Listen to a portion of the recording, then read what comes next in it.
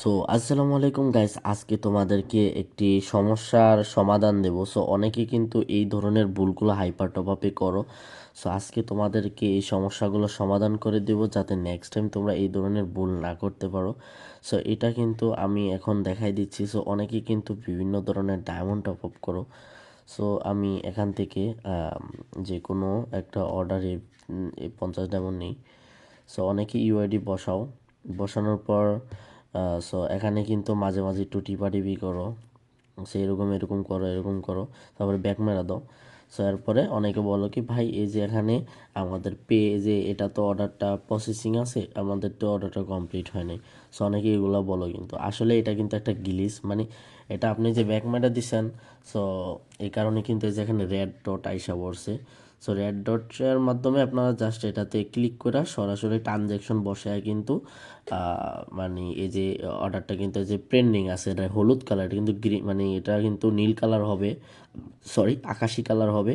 So এই red colour কিন্তু থাকবে না, যেগুলো এই যে নর্মালি আমি এক পারচেস করে দেখাচ্ছি। সো এই যে এরকম কিন্তু মানে ইয়া থাকবে না। সো সো অনেকে মনে করতে পারেন যে এটা হয়তো বা কোনো অর্ডার হয়তো বা প্রসেসিং আছে, এটা কিন্তু কোনো অর্ডার প্রসেসিং না, এটা কিন্তু সম্পূর্ণ গিলিস।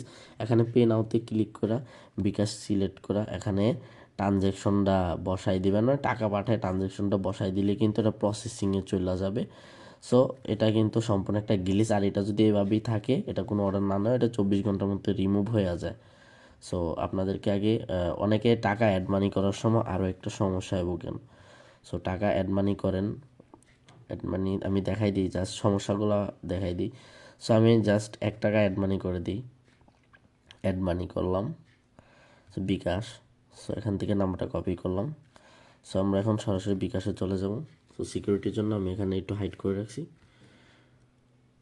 সো এখানে আমি নাম্বারটা পেস্ট করলাম, সো ওয়েবসাইটের নাম্বারটা পেস্ট করলাম, এখানে আমি 1 টাকা লিখলাম, লেখার পর সেন্ড করলাম।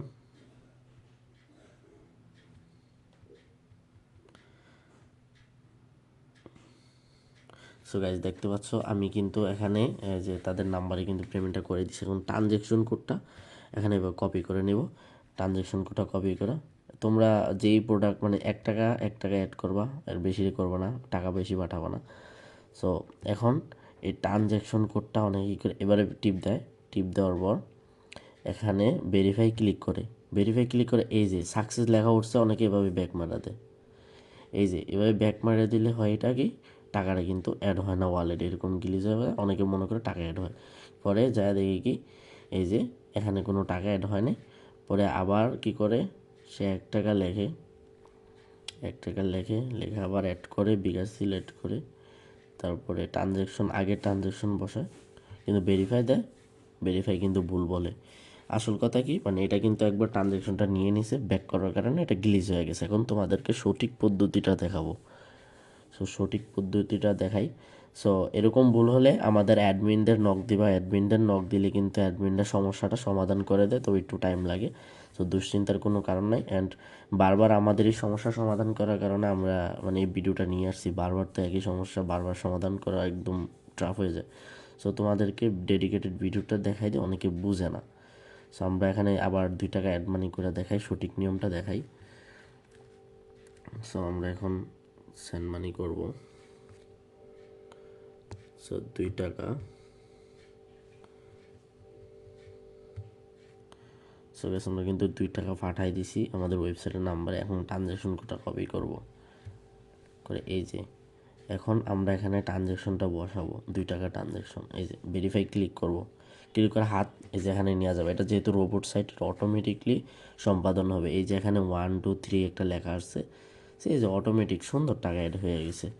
আমরা যদি এখন প্রোফাইলে যাই, অ্যাকাউন্ট সেকশনে যাই, এই যে 2 টাকা কিন্তু অ্যাড হয়েছে। সো সিম্পল নিয়ম। সো অনেকে এটা বোঝে না, সো বারবার এভাবে ক্লিক করে, সো ট্রানজ্যাকশন কিন্তু ফেল দেখায়। সো এই সঠিক পদ্ধতি অ্যান্ড ভুল পদ্ধতি দুইটাই কিন্তু তোমাদেরকে দেখাই দিয়েছি। সো আশা করি নেক্সটে এটা নিয়ে কোনো ধরনের সমস্যা হবে না।